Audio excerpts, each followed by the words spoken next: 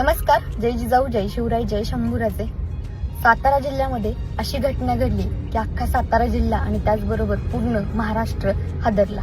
सातारा जिल्ह्यामधील सासपडे गावातील आर्या चव्हाण हिच्यावरती एका नराधमाने अत्याचार केला. इतका नालायक माणूस कसा काय असू शकतो हाच मला प्रश्न पडलाय की त्या बिचारीला अत्याचार केला आणि वरून तिला मारून सुद्धा टाकली. काय भेटलो असं करून? खरंच अक्षरशः जीव हळहळला. आणि त्याचबरोबर मला एवढंच सांगायचंय, त्या नराधमाला आहे ना भर चौकात जाळून टाकला पाहिजे. त्याशिवाय ना हे जे असे नको ते धंदे करतात ना त्यांना अकला येणार नाहीत. एवढं तर मला सांगायचंय.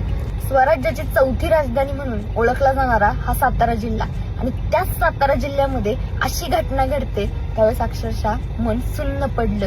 छत्रपती शिवाजी महाराज असते तर काय केलं असतं महाराजांनी? आणि खरं आता प्रश्न उभा राहिलाय तो म्हणजे महिलांच्या सुरक्षेबाबतचा.